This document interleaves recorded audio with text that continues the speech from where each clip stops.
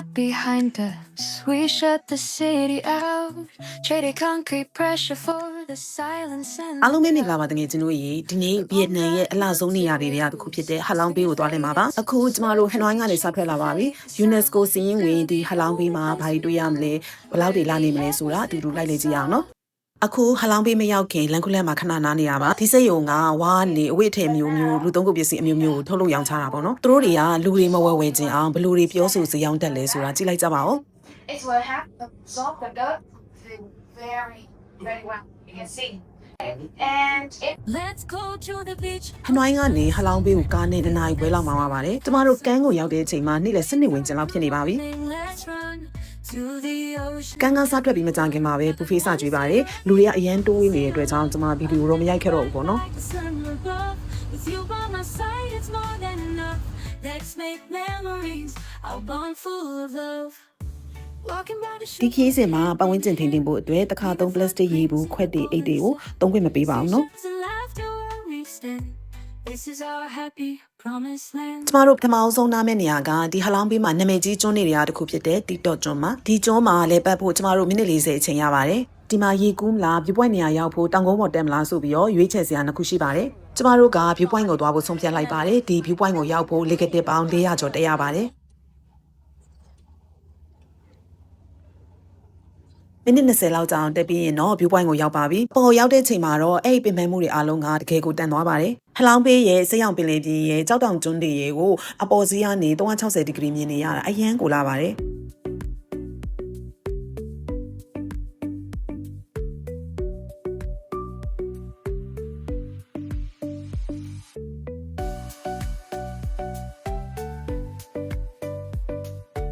ကျမတို့ဒုတိယအနေနဲ့လက်ပတ်မဲ့နေရာကလုံလို့အမည်ရတဲ့ကူနေရာပါဒီနေရာမှာကိုယ်တိုင်ကရက်လေးလော်မလားဒါမှမဟုတ်ရင်တို့ရဲ့ရိုးရာလေးကိုလိုက်စီးမလားပေါ့နော်နှစ်ခုတည်းကတစ်ခုရွေးချယ်လို့ရပါတယ်အဲ့လိုမဟုတ်ဘဲဒီအနီးနားမှာရှိတဲ့ကျွန်းတွေကိုထပ်လှည့်ခြင်းနဲ့ဆိုရင်တော့ speed boat နဲ့သွားလို့ရပါတယ်အဲ့ speed boat စီကားကိုတော့ထပ်ပေးဖို့လိုပါတယ်ကျမတို့ဖွဲ့ကဒီနီးနားတော့ဟိုက်ကိုထပ်ပြီးဆက်စုခြင်းတဲ့အတွက် speed boat တို့ကိုပဲရွေးလိုက်ပါတယ်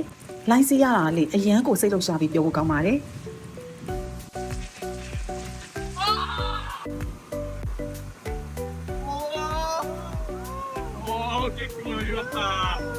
For this, Yes, same.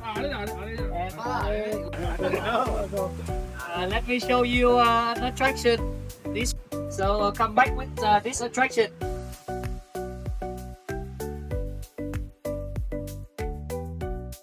My side in the shell and total.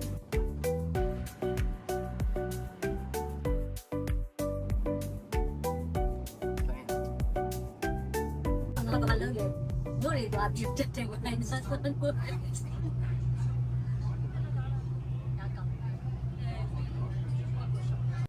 အခုကျမတို့နောက်ဆုံးလည်မယ့်နေရာကစုံစော့ကူပါမြန်မာလိုဆိုထူးဆန်းအောက်ပွဲကောင်းတဲ့ကူပေါ့နော်ဒီဟာလောင်ဘေးရဲ့နာမည်ကြီးကျွန်းတွေထဲမှာတစ်ခုပါဝင်ပေါ့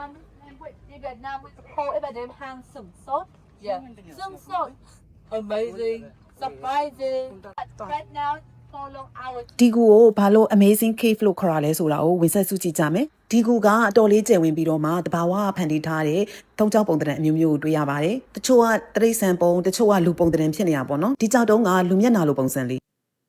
ဒါကိုကြတော့သူတို့ကရိုမီယိုနဲ့ဂျူလီယက်တဲ့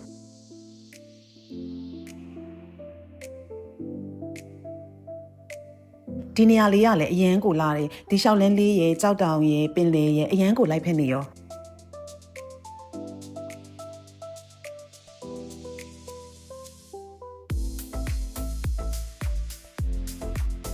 ဒီ day တိုးက6နာရီလောက်ကြာပါတယ်ဒီခီးမှာတွေ့ရတဲ့တိုး guide မြောက်လုံးကလေငငယ်လေးတွေနဲ့ active လည်းဖြစ်တယ်နှွေးထွေးတယ်ကျမတို့ပေါ်လည်းအတော်လေး queue ဆိုင်ပါတယ်